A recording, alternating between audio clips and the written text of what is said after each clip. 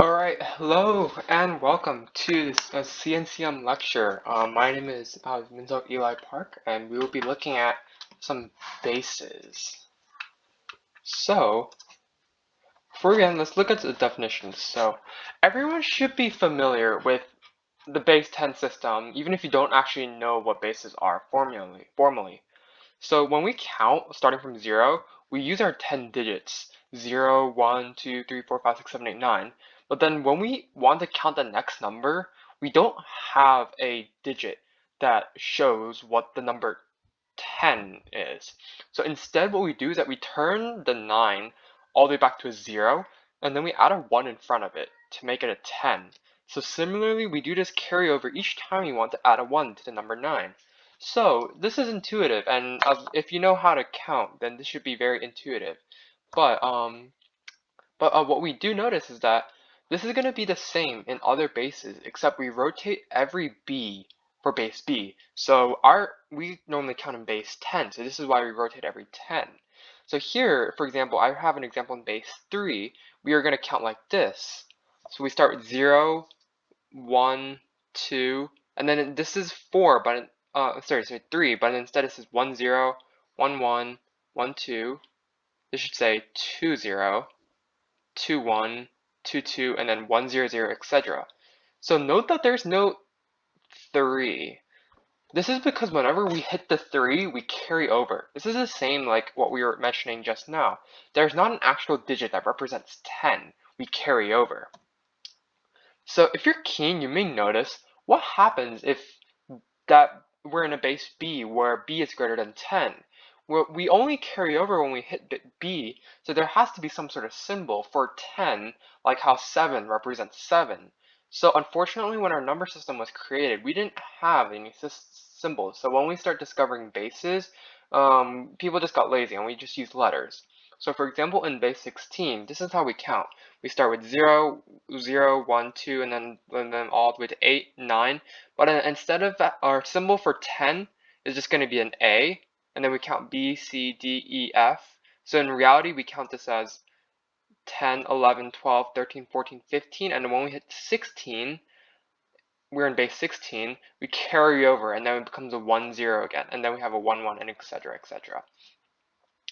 So this is how we count. Okay, so a key thing that we have to notice here in that in base B, if we have the number 1 followed by k0, so for example 1 followed by some amount of zeros in base B, let's say these are k0s, then that means that this is equivalent to b to the k in base 10. This should be intuitive here. So for example, in base 6, 1000 is going to represent 6 cubed, or 216. So this means that we can represent each base as sums of powers of b. So for example, we have, if we do 2020 in base 3, we can write this as 2 times 3 to the 3 plus 0 times 3 squared plus 2 times 3 to the 1 plus 0 times 3 is 0, which is equal to 54 plus 0 plus 6 plus 0, which does indeed give us our answer of 60. So this extends past the decimal point actually. So we're going to formally define this on the next slide. So this is going to be our theorem. So if we have a number x in base b such that the digits are expressed like this, then in base 10 it's going to be expressed like this. So take a moment to digest this. But basically what it's saying is that if you're in this position, then it's just a d of m times 10 to the corresponding power of sorry, not 10, power of b, and then you just add them all together. So yeah. So now let's look at a basic example, okay? So we want to convert 23.23 to base 10 as a mixed fraction, okay? So we're just going to use our theorem from earlier. So since this is in base 12, we can just write it like this. This is 2, oh, I'm in eraser mode. 2 times 12 to the 1 plus 3 times 12 to the 0. But now, once we extend here, we have 2 times 12 to the negative 1 plus 3 times 12 to the negative 2. Rewriting this, we have 24 plus 3 plus 1/6 plus 1 over 144 over 3, which is 48. So this, we can rewrite this again. This is just 27 plus, we'll write this as a common denominator. It just becomes 8 over 48 plus 1 over 48, which becomes 9 over 48, which is equal to 3 over 16. So that means that we have 3 over 16 and 27. This is basically our mixed fraction already. So just putting them together, we have our answer. So now we're going to look at examples, because there's not much theory to bases other than what I just stated earlier. So learning how to do these problems with bases are best learned just using context examples and solving through these. So let's look at our first example, which is from the 2013 AMC 10A, and it was problem 9. So it says in base 10, 2013 ends in the digit 3. In base 9, on the other hand, the same number is written as 2676 in base 9 and ends in the digit 6. For how many positive integers b does the base b representation of 2013 end in the digit 3? So what we first have to notice is that b is going to have to be greater than 3. This is a requirement because if b were not greater than 3, then the units digit can't be 3. That's just not possible, because remember, in base b, all digits are less than b. So we have this in mind. We'll keep this in the corner here. So we have to actually analyze what it means. What does it mean if the base b representation of 2013 ends in the digit 3?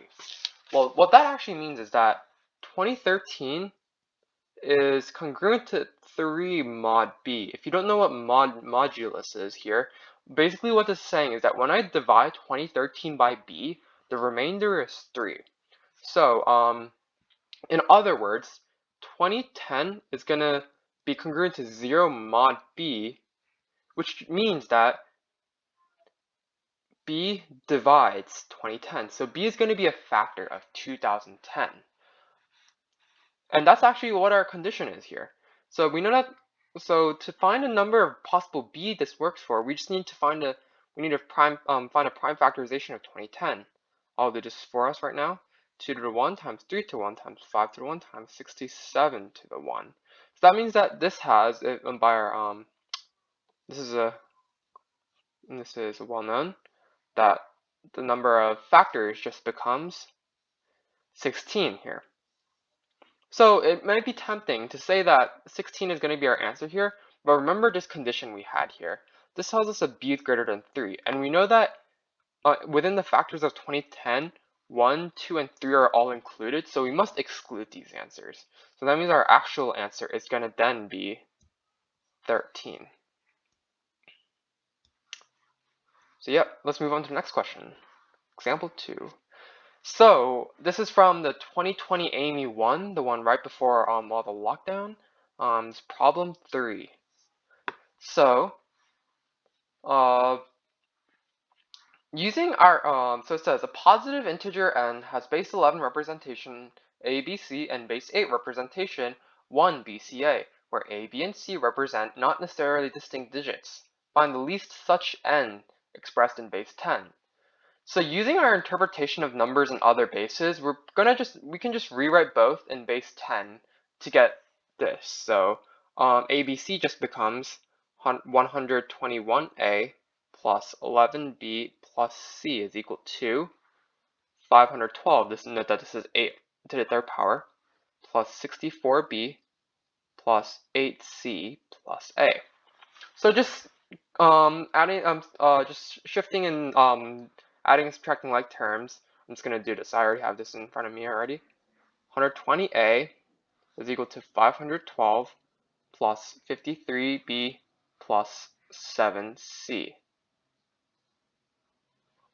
So here on out, this is just an algebra problem.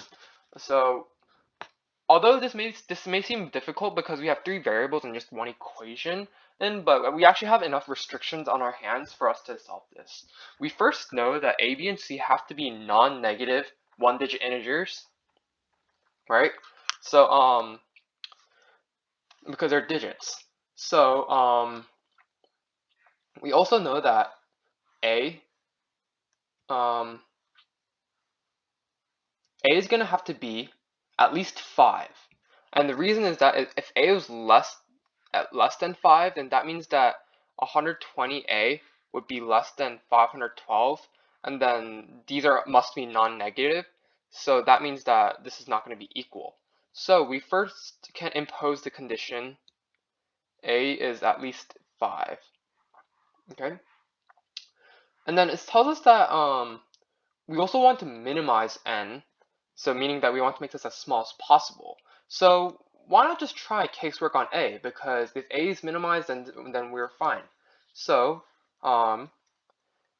we just try a is equal to 5. Let's see how that rolls out for us. So this becomes 600 is equal to 512 plus 53b plus 7c. Rewriting this, we get 88 is equal to 53b plus 7c. So what we're going to see that is that b is going to have to be equal to 1 here, or else this is just not going to work out. Or else b and c would have to be too big if b is 0, or actually it won't even be an integer. And if b is too big, then c would become negative, which is not fine. So b is equal to 1. This gives us 35 is equal to 7c. And hey, this works out. We got digits for all of them. So we just got A, B, and C are 515. So we're almost done now. The answer is not 515 because if I may erase all of this, we have that the base 11 representation is 515.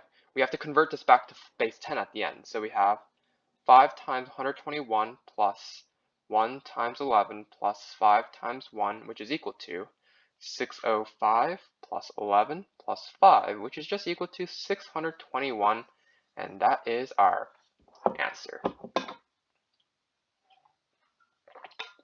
Let's go on to the last example for this video. And this last example is from the 2001 Amy 1 problem 8. So using context, since you so actually let me first read this problem first. So call a positive integer n a 710 double if the digits of the base 7 representations of n form a base 10 number that is twice n. For example, 51 is a 710 double because its base 7 representation is 102. What is the largest 710 double? So using context here, since we know that this is an AIME problem, it's actually okay, and it's actually perfectly valid to just assume that n is going to have at most 3 digits, because in AIME the answers are all 999 non-negative integers less than 1,000, so it must have 3 digits at most. But we want to be rigorous here, and we want to pretend that we didn't know this condition. So let's go ahead and just prove this, okay? So let's say that n is the base 7 number, an minus 1, a blah blah blah blah blah, a1, a0, where like these are all digits. So we're going to be given the following. Our condition tells us this: 2 times 7 to the n an plus 2 times 7 to the n minus 1 an minus 1 plus dot dot dot plus 2a of sub 0 is equal to 10 to the n times a of n plus 10 to the n minus 1 of a of n minus 1 plus dot dot dot plus a of 0. This is a lot on our hands. We want to try and subtract like terms and combine like terms, sorry. So note that a0 and a1 are going to be positive on this side of the equation, and all the other terms are going to be positive here. So just rewriting, we're going to have, I'll just do this quickly. a0 plus 4a1 is equal to 2a2 plus 314a3, and we can see this pattern. These numbers are just the numbers that are expressible as 10 to the n minus 2 times 7 to the n times a of n, and this just goes on. Okay, so what's so important about this? This is just a complicated equation that we can't tell much out of. Actually, there are some really important things to get from here. Remember that all these digits, so a0, a1, all these digits have to be from non-negative integers from 0 to 6. They can't be 7 or greater, because then it wouldn't be a valid representation in base 7. So that means our maximum of the left-hand side is going to be when a of 0 is equal to a of 1, which is equal to 6, meaning that the left-hand side is going to be equal to 30. But what we want to note here is that if a sub 3 or any of these larger digits were positive, then this right-hand side is much greater than the left-hand side. So it's not possible for this to be equal. So that's why we know that all of them must be 0. So we can just erase all of this, meaning that this number has at most 3 digits. So with that in mind, we're going to erase everything here. Okay. So now that we know that n must have 3 or less digits, we can redefine n as just ABC, where ABC are the 3 digits. Here it's tempting to do what we did earlier, where we just write 49a plus 7b plus c, and then try to make some algebraic manipulations like we did earlier. But I'm gonna say that that's not how we're gonna go about this, because it's not gonna be very fruitful, and that since we're trying to maximize n here, we're just gonna try plugging in the largest possible value for a. So let's try that. Our largest possible a is 6. So our expansion gives us 2 times 6 times 7 squared, so this is in base 7,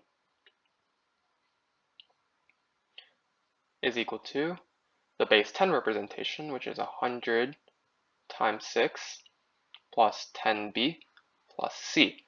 Rewriting, we're just going to have 588 plus 14b plus c is equal to 600 plus 10b plus c. This is just 4b plus c is equal to 12. Hey, we know that there are solutions for this. We know multiple solutions off the top of our head. We can just write 3, 0, 2, 4, 1, 8, 0, 12. Although we may notice that these are not solutions. But the fact that there are solutions here tell us that a equals 6 is going to be our best. Is going to be our answer because it's the largest possible. So now we just need to investigate. Now that we have a set, we want to maximize b. Maximizing b, we get b is equal to 3, and then c is just equal to 0 here. So that means that n is equal to, in base 7, 630. But we're not done yet. We're almost done here. We just need to make sure, we need to convert, since this is in base 7, we need to convert this back to base 10. In base 10, we have this is equal to 6 times 49 plus 3 times 7, which is equal to, 6 times 49 is 294, and then 3 times 7 is 21.